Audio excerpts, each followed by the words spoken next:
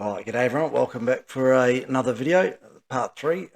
Today is the 10th of August 2024.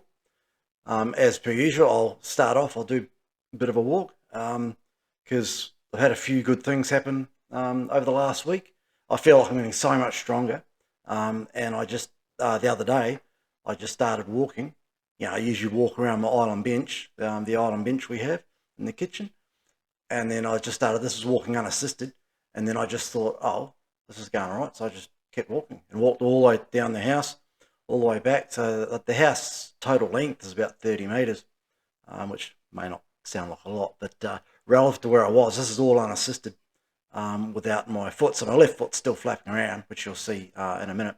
But yeah, just the stability muscles around my pelvis, I feel, and my rear glutes, even though there's still nothing to show for it yet, they still are feeling, they're feeling a lot stronger, which is good. So I'll just get up, I'll do a bit of a walk. I'll try and, it won't exactly be catwalk, but you'll get a bit of an idea.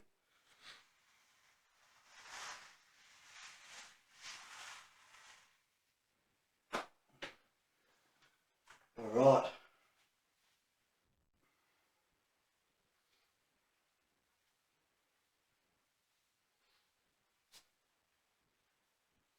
Walk out of frame here. Hopefully you can still hear me.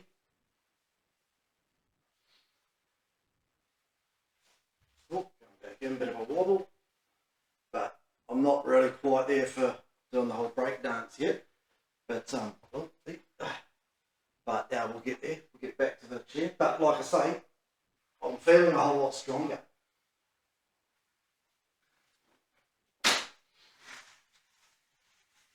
I'll just get the old earphones back in so I can hear what I'm saying.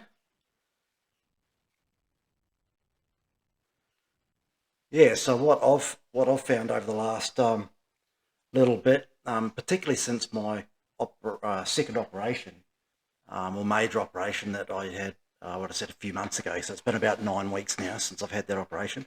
I've got to be a little bit careful because the physio has actually told me not to, well, the surgeon told me not to sort of really do any physio for 3 months. So I'm probably doing a little bit more than what I should, but I need to, I still need to get the bone to knit, and it needs weight on it to do that. So I'm being careful. I haven't stacked it, fallen over or anything, so I'm still being very careful.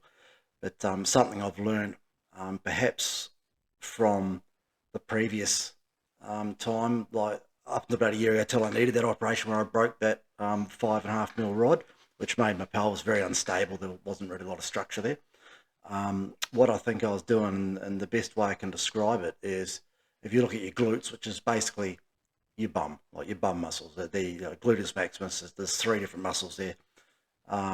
But the main one being the gluteus maximus, which gives you the main shape of your bum, which I've got none at the moment. But if you look at that as like all the muscle fibers is like the width of a pickup stick, which is pretty much what it was. I think with the early on from my first operations and sort of figuring out my new reality, or where I was and where I needed to get to, reading the Joe Dispenza books is very much like the Mind Over Matter and the reasons why, and I said that a little bit in the previous video. But it was, for me mentally, I was just going like, okay, right, well, looking at myself in the third person, right, Ross, you've got to get in and do this, nail it, like your body needs to know it's got to do this stuff. So just do it. But what I think I was doing was the muscle which had been eroded away over the few months that I was in hospital. It was that pickup stick width. I was just doing it and pushing myself, and I was probably just obliterating what I had, what little I had there. And so I was sort of going back to square one. So I guess that's where the possible, it's possible to overtrain your muscles, from an athletics point of view, because as you're training or as you're using those muscles, it actually increases your level of cortisol in that muscle, which actually is that's what destroys the muscle tissue, which is what happens when you're in a major trauma event like I was. The body just dumps cortisol on all those muscles, and that's why you waste away so quickly when you go to hospital, because it's just all that cortisol. So I was probably dumping a whole lot in there. So when when everybody told me to take it slowly. Well, I sort of didn't really listen because I didn't realise, slow is relative to, well, it's different people. To, slow means different things. And I sort of took it, well, no, I need to, get on with this. The body needs to learn, like smash it. Not a David Goggins sort of level, but my level. And I think that was too much. So having the rods break, that was probably a bit of an indication that I was overdoing it.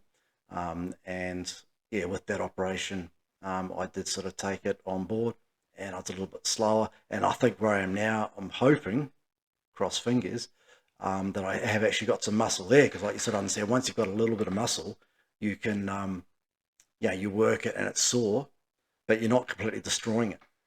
So then it builds, and I think I'm hoping that's where I'm at now. That I'm not destroying it. Yes, it's sore, but it needs to be sore to grow, all that sort of thing.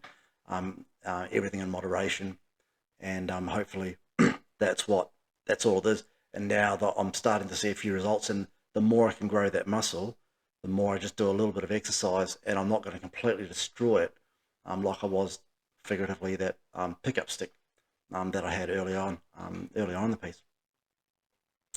So yeah, to all you even out there who's going through their own struggles, once again, I'll finish it here before everyone gets to, you know, what I can remember, what I got to say. And yeah, I wish everyone all the best in their travels. And I hope to see you on the next one. We'll see how I go. Hopefully, there's more good news for me. All right, thanks very much, guys.